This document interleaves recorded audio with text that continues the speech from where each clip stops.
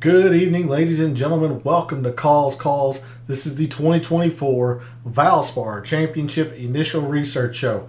I can sum up my week very, very easily.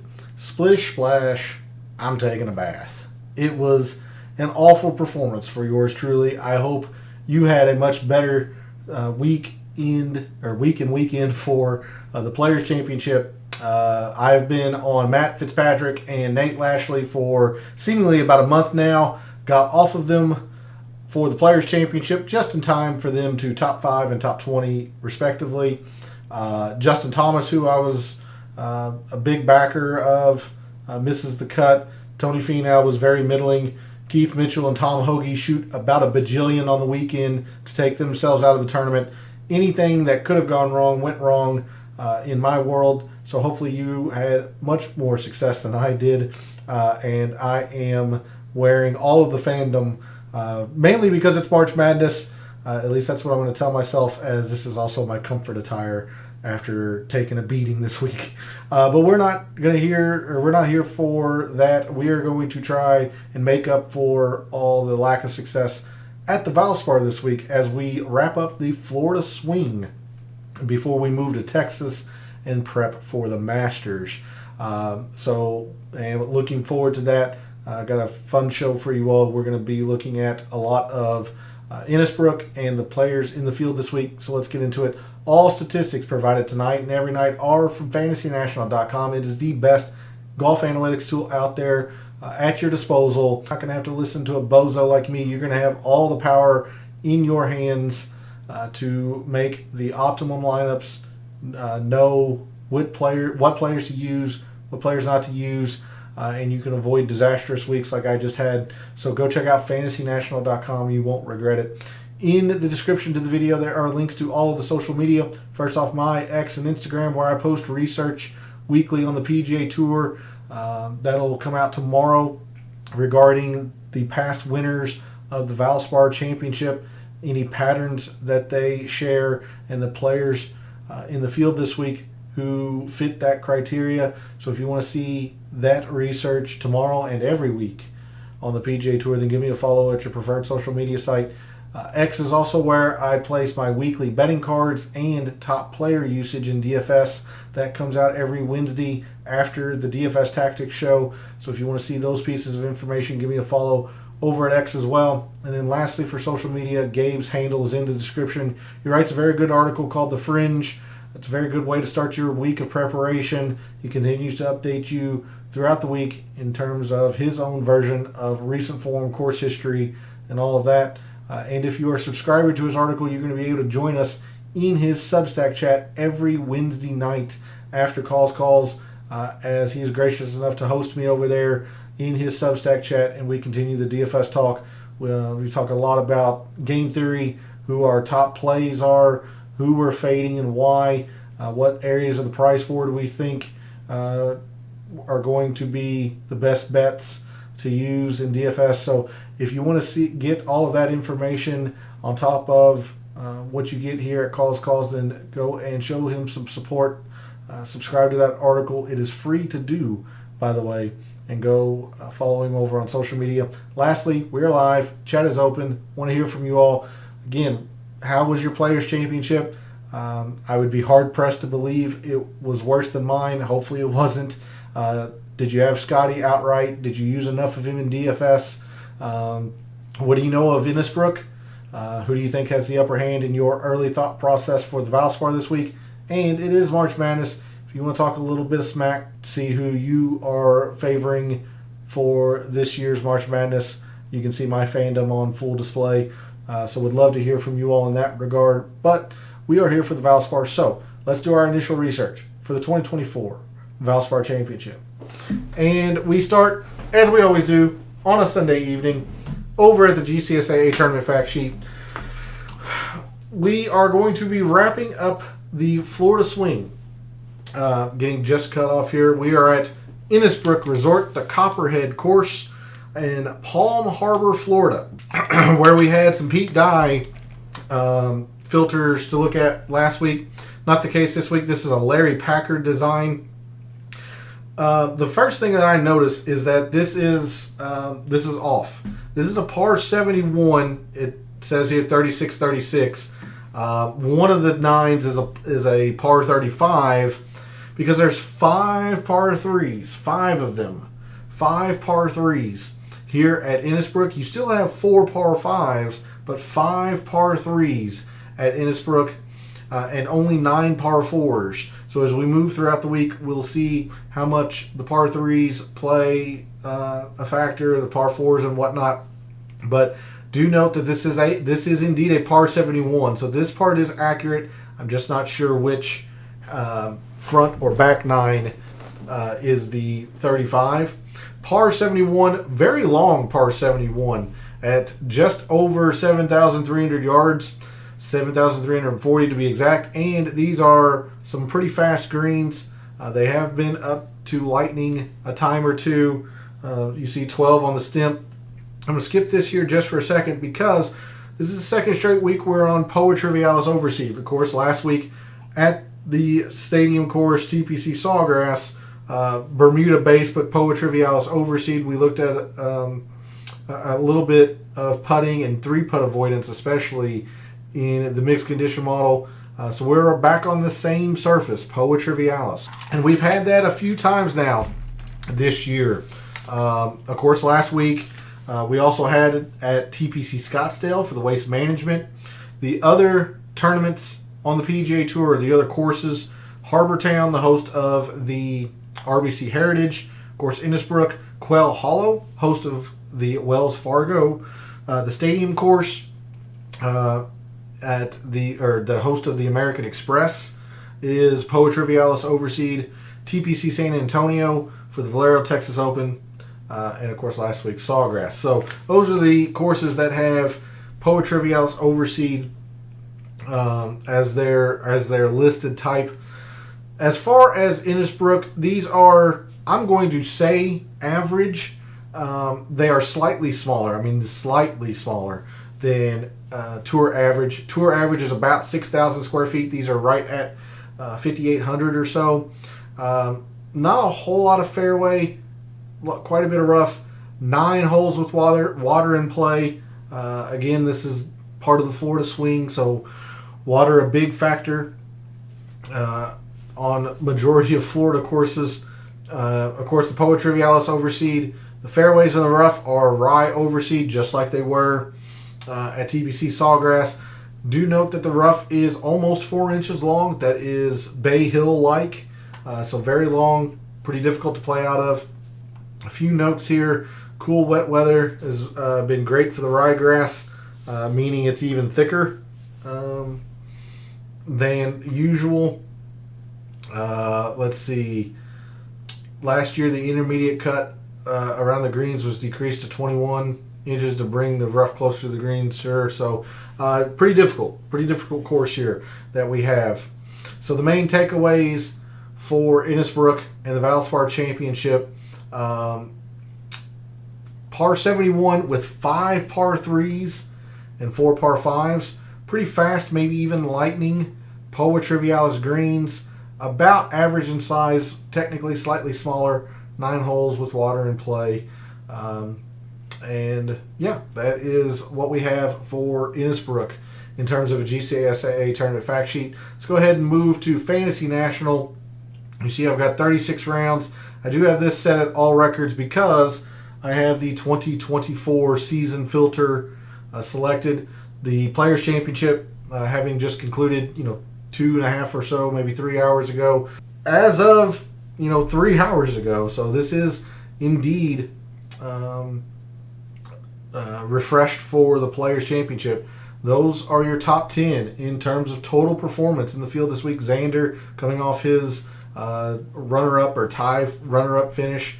Doug Gim, a very solid performance at the Players. Sam Burns, Justin Thomas, Seabez, Mav McNeely, a great performance in his own right, top 10. Brian Harmon, Bo Hostler, Keith Mitchell, and Tony Finau. There's your top 10. In terms of total performance, as I mentioned, I have not seen any field changes. Have not had a chance to look for any field changes. So if you know of any, feel free to jump in chat and correct me. That way the community knows and I know to skip them throughout the evening. But there's your top total performers in the 2024 season. I'm going to check the historical conditions very, very quickly. Last year played difficult and generally does. Now, 2022 and 2021, a slight bit of an outlier or blip, if you will, considering Sam Burns just played both years just immaculately well. He was the winner in both of these years. But generally speaking, the Innisbrook Copperhead course plays difficult. You see majority of the rounds have been difficult all the way back to 2014, 2015. Again, just an aberration really a little bit, not in the norm, considering how well Sam Burns played both years in 2022 and 2021, then got back to difficult last year. So wanted to show you that very quickly. Rough length is long. They've made quite a concerted effort about that. Green speed's generally fast, can even touch lightning, and medium length, if you will. So before we go to the course breakdown, let's check scoring difficult to par. And I'm going to have to expand the time frame. Let's see if we have enough rounds for 12 months. Probably not, because most players aren't into the teens yet. So we'll have to go back to the last 2 years. So in the past 2 years, when rounds have been difficult relative to par, your top performers, I was going to zoom in. I don't think we'll be able to see that or capture everything, but be easier at least for the strokes gained total. Our best performers in the field this week when rounds are difficult to par in the past 2 years: Xander, Patrick Cantlay, Jordan Spieth, Tom Kim, Tony Finau, Brendan Todd, Justin Suh, Ryan Fox, Andrew Putnam, and Min Woo Lee. There's your top 10 in terms of total performance when rounds are difficult. So we'll zoom out. I'm going to bring back in the 2024 season. I'll just say all records. Actually, let's just clear that. 2024, 36 rounds. Now we'll head to the course breakdown in Fantasy National. As I mentioned, 4 par 5s, but 5 par 3s. Here at Innisbrook, 1, 2, 3, 4, 5. So it's the back 9 that is the par 35. Length of the course comes into the par 3s. 215, 215, 200, 235, and 195. So I imagine we'll be looking at some 200 plus par 3 performance. That would be my guess, at least early on this week, as that's where the length comes in to this course.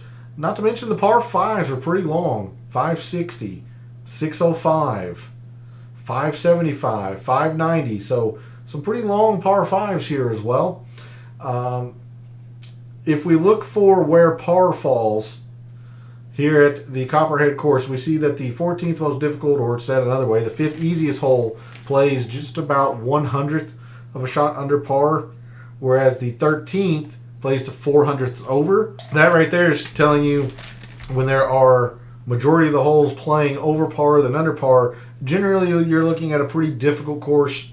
Can be a bit misleading sometimes, considering some of the par 5s can play easy. But look at these eagle rates, or lack thereof, at these par 5s at the Valspar at Innisbrook. 1.5 is your best eagle chance. 0.3%, about 1%, 1%. Not a lot of eagles. Decent amount of birdies, sure. Plays to a little bit over 1/3 of a shot under par, 1/4 of a shot under par, 1/4 of a shot under par. But that's it. That's really about it. Whereas if you go to the other end of the spectrum, holes that are playing over par, 1/4 of a shot, 2/10, 2/10 almost, 0.15 to 2/10, 1500s, 1500ths. A lot of holes that are about a tenth over par. So lots of difficult holes here around the Copperhead course.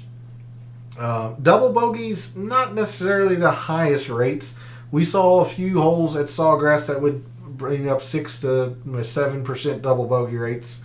Not so much here. I mean, you do have a couple that are above 4%, one approaching 6%. Mainly just bogeys.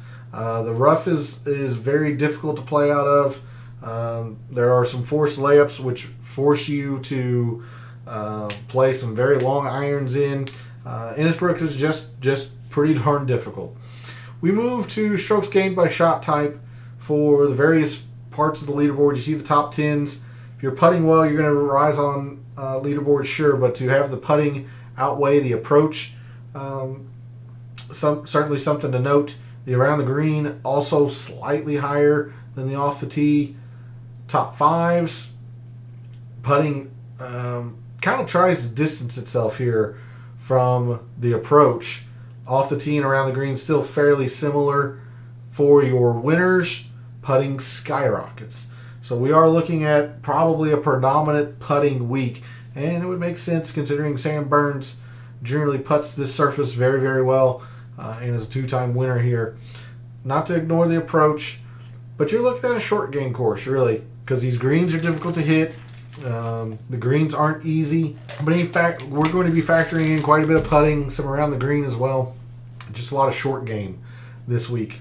Moving to strokes gained by hole by par. Look, professionals are going to be taking advantage of par 5s. That's where the majority of the strokes gained come from. So no surprise there. The par 5s are leading. We move to the top 5s. Par 5s really still far and away more than the 3s and the 4s.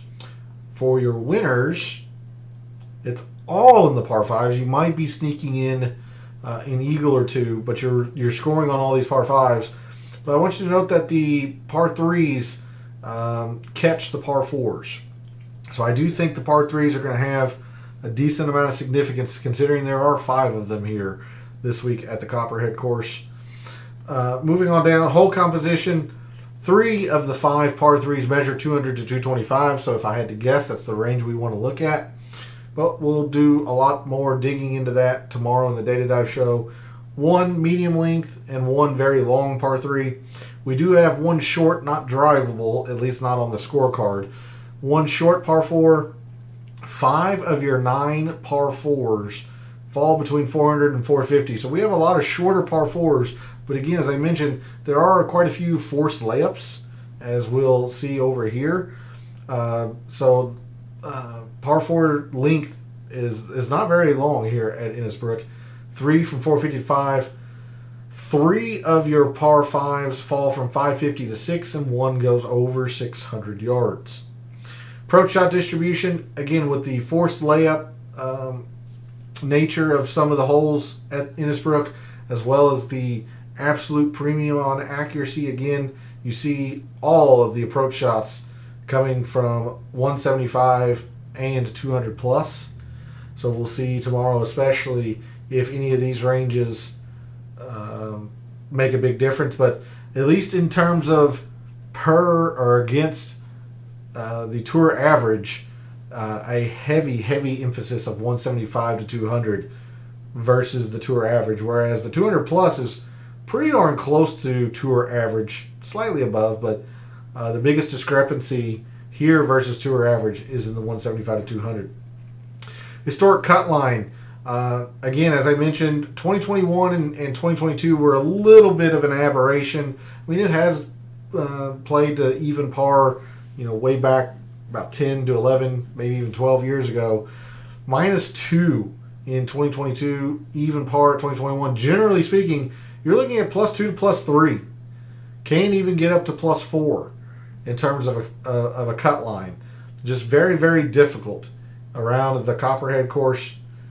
Birdies, 16%. Bogeys are 17%. You got a few doubles. Eagles are absolutely non-existent. So stacking up the scores that are over par versus under par, you get more scores that are over par. Again, adding to the difficulty. Driving accuracy, even with the forced layup, nature of a few of these holes, still difficult to hit these fairways sometimes. So accuracy a little bit less here. Green regulation percentage is tiny, minuscule compared to the average tour event. 60.5% versus 66%. So greens just not hit very, very often.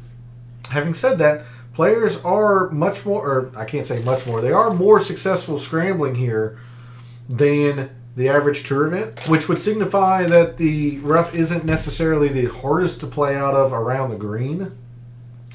Or around the green isn't the hardest around Innisbrook. It's just these greens are very, very difficult to hit. 3 putts per round, right about tour average.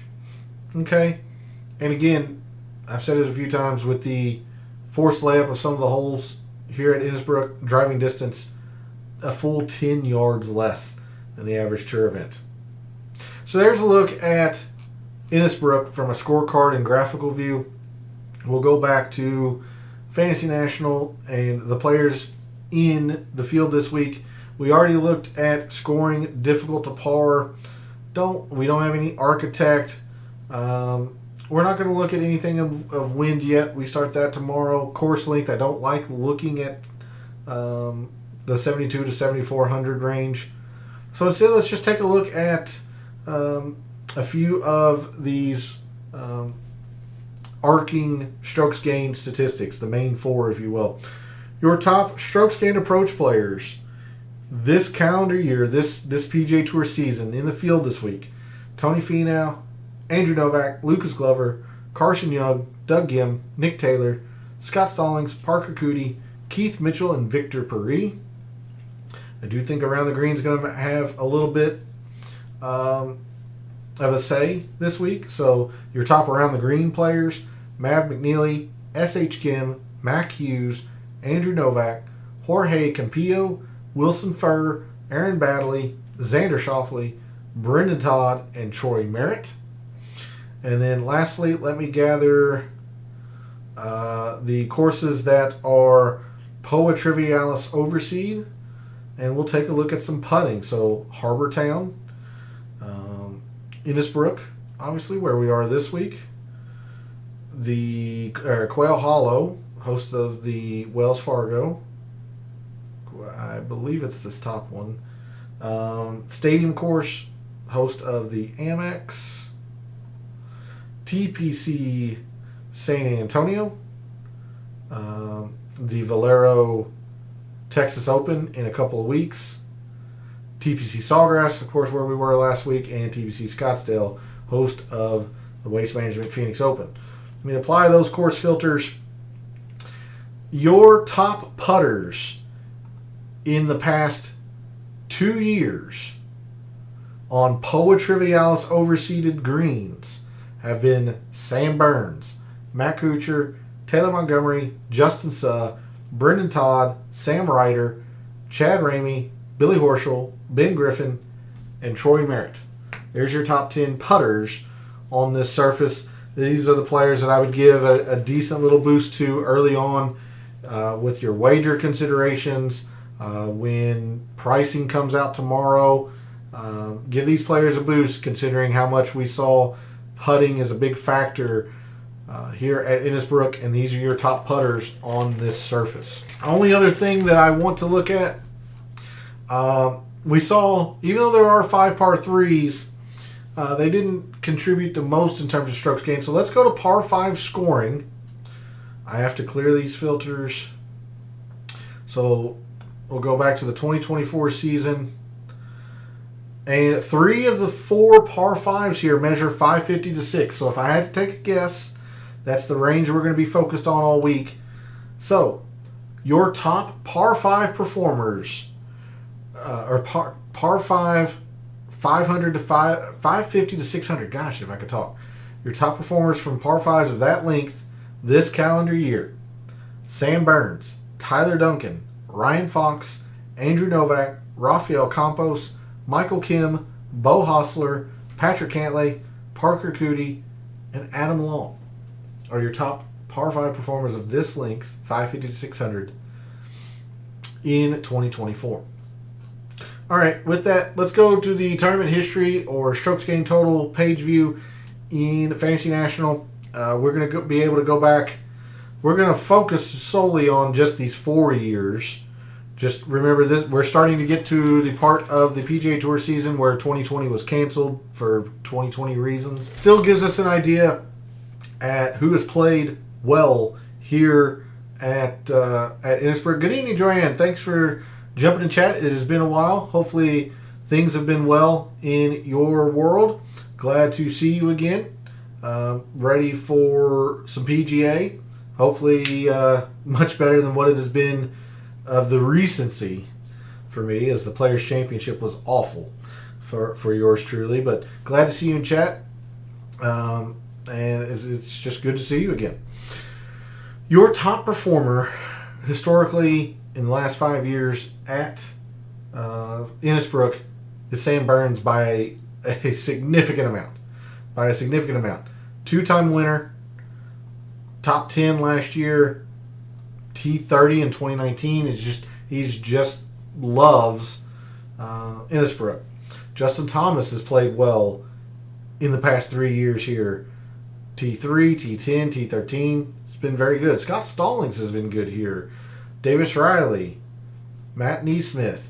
Our defending champion is Taylor Moore. Missed the cut his first try, and then wins. You're going to see a lot of that. This place is pretty volatile. It is Florida. You got quite a bit of water around. Like somebody like Adam Hadwin, T12, T7, and 3 missed cuts. Just all or nothing. Sungjae, pretty good here in 2 tries, although he hasn't been here in the past 2 years. Some other players here to take a note of, maybe Patton Kazire, 4 for 4, kind of middling, and then top 10s last year. Kramer Hickok, 4 very, very mediocre finishes, but 4 for 4 at making the cut. But what you're going to see is that other than these elite performers historically here, Sam Burns and Justin Thomas, Scott Stallings, players have either not played it a whole lot, as in like Webb Simpson, Taylor Moore, or it's just extremely volatile, like Adam Hadwin, like Stuart Sink, Adam Shank, T18, runner-up, miscut. Just very, very volatile here at Innisbrook. The other end of the spectrum, players who have not played it well, no volatility, just bad all the way around. Martin Trainer, Chesson Hadley, 3 for 4. And the May cut was pretty poor. Peter Malnati, 3 for 4. Putnam, 0 for 2. Scott Piercy, 0 for 2. Charlie Hoffman, 2 for 4. 2 top 20s and 2 outrageously horrendous missed cuts, apparently. Ryan Brim, 2 for 3, but pretty low on the strokes gained total. Austin Cook, top 10 and 3 missed cuts. Hayden Buckley, 1 for 4. Again, just a lot of volatility. Even these players down here have had some decent finishes in the past. So volatility is going to be the name of the game this week. But there's a look at your top performers in the past 5 years here at Innisbrook. It's a good segue. We're going to move to Microsoft Excel.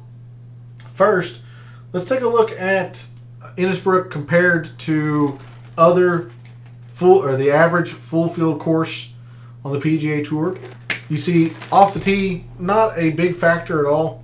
Even though off the tee was pretty even with around the green throughout the top 10s, the top 5s, and the winners in the course breakdown, off the tee generally contributes more throughout the PGA Tour. So the fact that it's pretty even shows you that around the green is simply the more statistically significant metric or strokes gained shot type here at Innisbrook. Approach, pretty low. It is still the second most important. We're not going to ignore approach by any means, but it's a lot about the putting. It's a lot about the putting here at Innisbrook. And then moving to driving and fairways, greens, distance, absolutely not a factor because you have so many forced layups. So not going to be looking at that at all. Fairways, okay, I suppose, but another one of these courses where we're going to be looking at good drives. Whether you're able to hit the fairway or you're good enough with your irons that if you happen to miss the fairway, you can still hit the green in regulation. That's what we're going to be looking at. 10% more important than the average full field course. So at least early on in our week, in our preparation, that is the metric in this page view to focus on. We move to scoring. Again, I think difficult when pars are good scores. I would think about bogey avoidance. Seems to be the case again here, but it was also somewhat the case last week at Sawgrass. And then as we continued our research throughout the week, we shifted to birdies gained.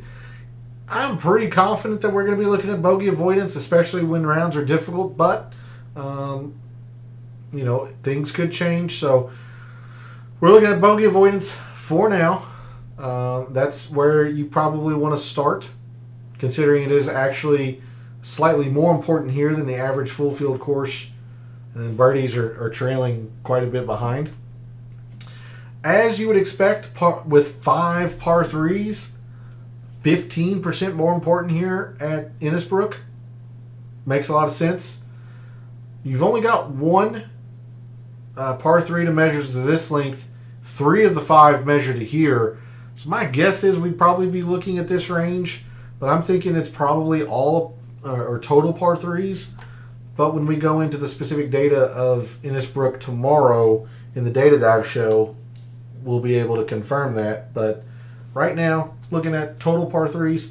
Par 4s, a little bit mitigating, especially since you only have 9 of them with the extra par 3 here. If there is a range, it does look like it's the 400 to 450, which would make sense since 5 of the 9 fall to this range on the scorecard. Again, makes a lot of sense. Looking at par 5s, again, most of the time when you have 4 par 5s, that's when professionals are going to take advantage of them. And 3 of the 4 par 5s measure to this length. So it makes sense, at least compared to other courses. Lastly, for proximity, big number here. Not sure how much we want to look at that. Although, thinking about Innisbrook and the fact that the par 5s are pretty long, not every player can get there in 2. Having a very, very solid short wedge game, 75 to 100, would make some sense for those par 5s. Something to think about. As far as the main proximities, looks like the 200 plus, the 175 to 200 isn't carrying the weight against the other full field courses, so just be mindful of that. This could make some sense, but of course we'll look at that in the Data Dive tomorrow. But there's a look at Innisbrook against other full field courses on the PGA Tour and how the different strokes gained and metrics match up with each other. We're going to round the show out like we always do on a Sunday evening with the early look file. This is the performance at the Copperhead course at Innisbrook the last 4 years. And I say 4 years or 4 editions. Remember, the 2020 Valspar was canceled, so this is only going back to 2019, not 2018. But, since 2019, Justin Thomas, 3 for 3, average finish of 10th, or inside the top 10, which is very, very strong. Sam Burns, 4 for 4, 2 wins, a 6th and a 30th. Very, very strong. You see he's gained strokes everywhere here, including the irons and off the tee. He's been solid. Davis Riley, 2 for 2. Matthew Neesmith. So if we filter on the players who have at least played it more than once, normally if it's 5 years, I would remove the 1 and the 2, or players that have played it only 1 or 2 years. But since the maximum was only 4 years, I'm going to keep in the players that have played it at least twice, just to get a feel. But the players who have played Innisbrook multiple times and have played it well, there's not very many of them. Again, speaking to the volatility, like normally we go to the top 40. This is only 10 players. I believe Sawgrass had something like 15. Arnold Palmer had, in like 12 to 14. Like this is just a very, very volatile course. So instead, let's just kind of look at. Let's just kind of try to get a gauge here of the top 15 players. Oh, that's a pretty convenient cutoff. So anyone who's averaged a top 50 finish, and I know that doesn't sound great, and it's not, but it's best that we can do considering how volatile Innisbrook is. So pretty convenient here. This is 15 players. In those 15 players, this is a 0.8. Not a whole lot here. You've got several players that are negative and off the tee. It's not a huge factor in my mind, at least off the tee. I'm thinking good drives gained over here, but we'll get to that. The irons, we're not going to ignore the irons. This is a 1.9, so pretty solid here. Justin Thomas and Neesmith has been very good with the irons here. Of course, Burns has been good. Wallace, Damon, so not going to ignore that. Around the green, always a factor around Innisbrook. This is a 1.5 average. Solid. And then while you see several players that are extremely high negative, you also got some elite performances with the putter. So this is an average of a 1.0. So it's kind of all or nothing here with the putter. Like Sam Burns has been fantastic. Davis Riley's been fantastic. Matthew Neesmith is not a great putter. He's been very good on these greens. Scott Stallings has been great on these greens. Snedeker. JT has been in contention with the lack of putting here. Damon, same. Doug Gim, much the same. So something to think about. But really kind of focused on this. A little bit of this. We do want to look. We're going to look at putting. Obviously, it's probably one of the bigger factors of Innisbrook, but it doesn't mean you can't compete. JT has shown that. Glover's 3 for 3 here, not being good with the putter, so you have to be one of these two at least, I think, if you're going to compete around Innisbrook. Moving to driving distance and greens, you can see all the players that are just flat out negative here. I mean, it's just not a big deal at all. Average of a 3.5. The average is around Scott Stallings. It's just not a thing around here. Instead, look at the good drives. Yeah, you have a couple of players that are negative, but the good drives, pretty solid at 2.0. Greens is actually pretty high for the players that have been the best around Innisbrook. This is a 3.0. Okay. I'm still thinking good drives gained, but when we dig into the leaderboards tomorrow, we'll get a better feel for it. But the greens are really tough to hit, and with the premium on being in the fairway, I think we're going to be wanting to look at good drives. Moving to scoring, lots in the birdies gained, except for Doug Gim here. 2.5, 1.6. I would say the more consistent metric is probably the bogey avoidance. There's no denying that this is pretty big. That the bigger numbers are in here. So, again, we'll see. I tend to think bogey avoidance. Par 3s. Gosh dang it. Par 3s, 4s, and 5s. The par 3s is a 1.5. That's one of the bigger averages I've seen in recent memory on par 3s. I mean, there's some huge numbers here. So these par 3s are going to carry a significant amount of weight compared to most places. Par 4s, 2.4. It's pretty small. It's pretty small. And then the par 5s, the 1.2. So, yeah. Quite a bit in the par 3s. I don't want to say any range in particular right now because this is actually pretty good as well. So probably just looking at all par threes early on this week. Moving to par fours. Does look like the 400 to 450, at least for the players that have played it the best, played Innisbrook the best. Seems to be where they're doing all of their work on the par fours. Par fives. Probably the most in here, but maybe all par fives. Surprised to see a few negatives this far down, but like even Davis Riley being a negative 1/10, essentially field average.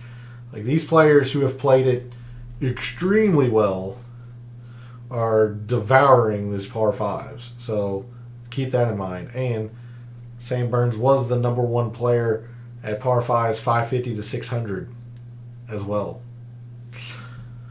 Moving right along just to proximity. Doesn't look like total procs would be a thing.